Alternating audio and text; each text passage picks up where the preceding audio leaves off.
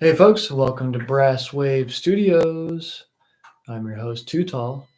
I have here the Contrabass Trombone. This thing is 5'3" or 4", depending on how far you pull that B flat tuning slide out. I don't do the video justice because I am 6'5". So, yeah. Boom, shakalaka. So the contrabass trombone is a very unique instrument. It technically plays the similar notes as the bass trombone, but hits it with a larger and lower, kind of darker timbre. I got a 10.5-inch bell, almost that of a French horn. French horn bells are pretty large. So, yeah, this thing is massive. So, I come from piano and French horn, and I played a little bit of tenor trombone. And then I jumped into contra because I love the sound of this thing. I've heard it for the first time in a film orchestra live, and I had to play it. I was like, what is that instrument? Let me learn it. This is the Chinese clone called a jimbao, and it is probably made in a mass production facility. So there are some weird quirks with it. These aren't actual Swiss made, I think it's Hagman valves. These are knockoffs, so the tolerances aren't going to be as great. So I constantly have to service these valves. That's a downside. I would say I take these valves apart once a month, if not a little bit more, if I'm using this. Actually, it depends. I've had this horn for about going on 10 months now, and I've definitely serviced these valves. The slide, I service that once a week. That's normal with any trombone. You want to break down that grease and get that slide going. I got a neighbor dog barking. Sorry about that. But if you're thinking about playing contrabass trombone, you have to think of where you're coming from. Have you played an instrument at all? What instrument, if you do play one, are you coming from? If you're going from clarinet to this, it's going to be a brutal awakening. Because going from a woodwind instrument to a brass wind instrument, it's night and day, apples to oranges. I would recommend going, if you play clarinet or something else like that, pick up tenor trombone first, because you're going to be out of breath with that. And then once you've learned that, then pick up a contra. Don't go straight into a contra, because you will be sad panda. Also, affordability. These Chinese clones are affordable compared to their expensive counterpart. I'm saving up money for a Michael Rath because this falls short of where I want it to be. I'm getting pretty proficient on this horn, and I want to be better and sound better and be able to play without any of these caveats and resistance that I get with this. With that said, I'm not discouraging anyone from picking one of these up, because this is to get your foot in the door. This is an intermittent level horn. As far as the build, it actually functions and sounds pretty good. I'll give you a little demo.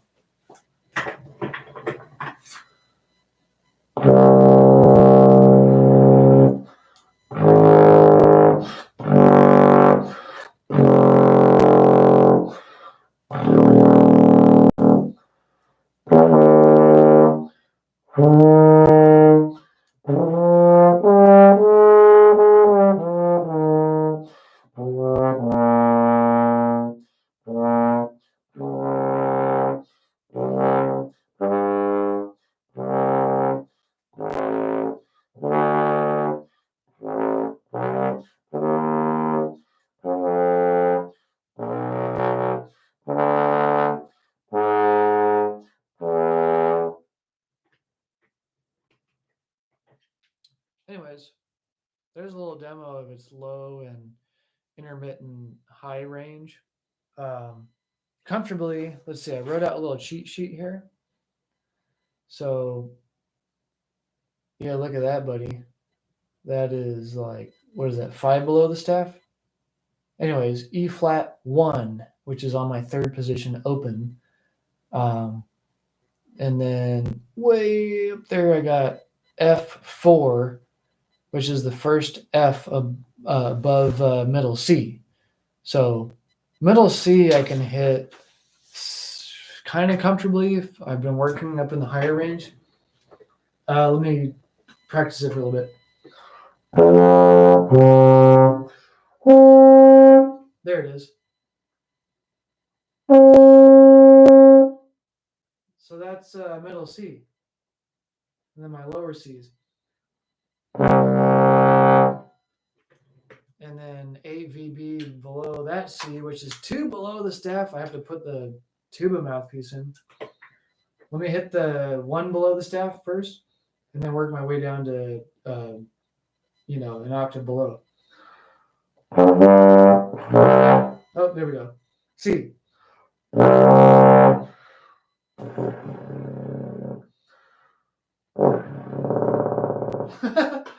Anyways, I got to work on that.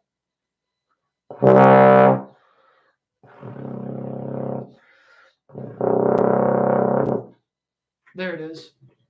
God, it tickles my schnoz. That really tickles.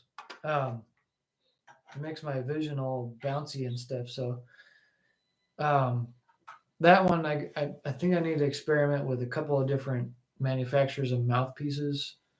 I don't remember the name, but there's a company that makes a stainless steel mouthpiece I'd be willing to try out. Anyways, I got no viewers about the Contrabass Trombone. What's going on with that? We need more people, man. Where's my Contrabass Trombone fan base? Let's get them out here. I got sound. Let me do bypass. There it goes, bypass that. Okay. That's probably a little better. Probably has some compression going on. It's only me in the studio. What can I say? Brasswave Studios, baby. This is another con. If you get one of these Jim Bow Contras, you cannot empty your spit like you would normally, where you press your water key and you go, you can't do that. So what you got to do is you have to have your horn and orchestra rest. Make sure your slide is locked, which is a pain in the butt. And then you have to grab this water key, press it, and tilt your horn up, and then everything dumps out. And it's almost like you're advertising it to the audience because they see this shiny, round-looking pipe thing, and all of a sudden it turns, and then they see the bell, and the bell is really shiny. So obviously they go to look, and I've had it happen to me a couple times during performances. So that's one thing to keep in mind. If you don't mind the slight embarrassment of that, Contra is going to be for you.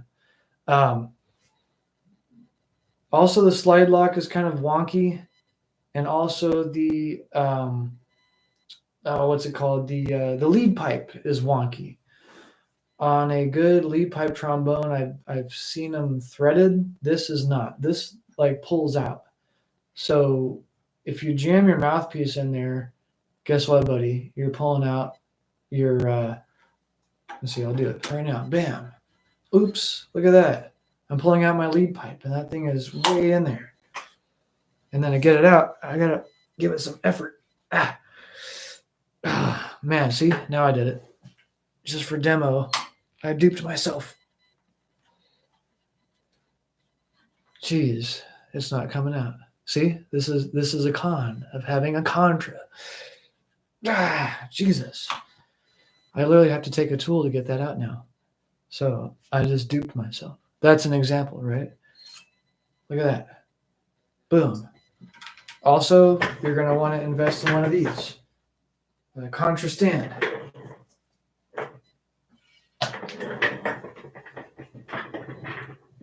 Now I got this to deal with. And this is a pain in the butt, let me tell you.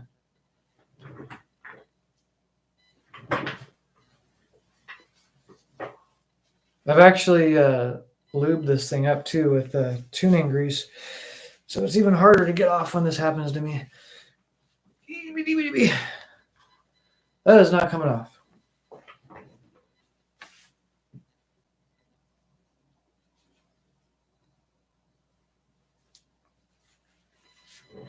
Oh, I'll be back.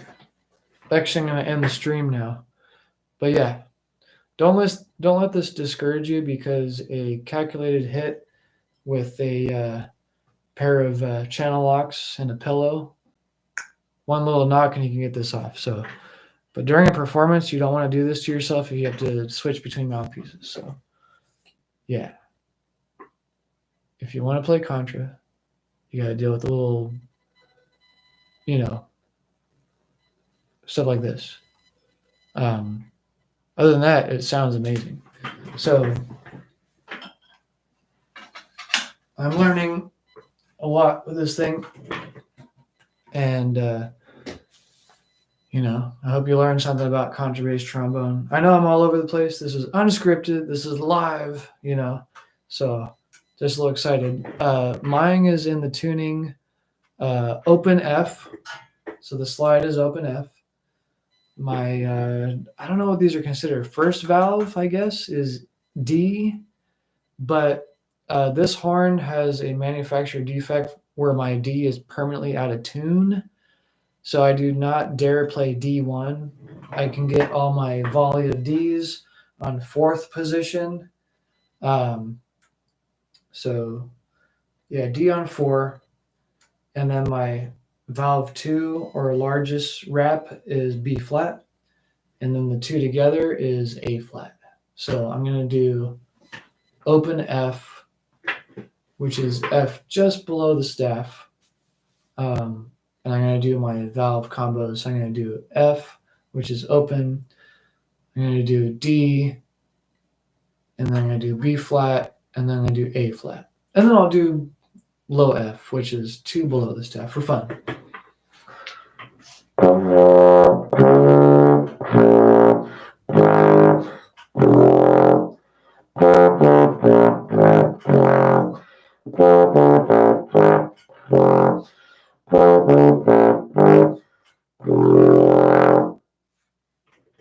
There we go. And that's what I do for like my valve exercise.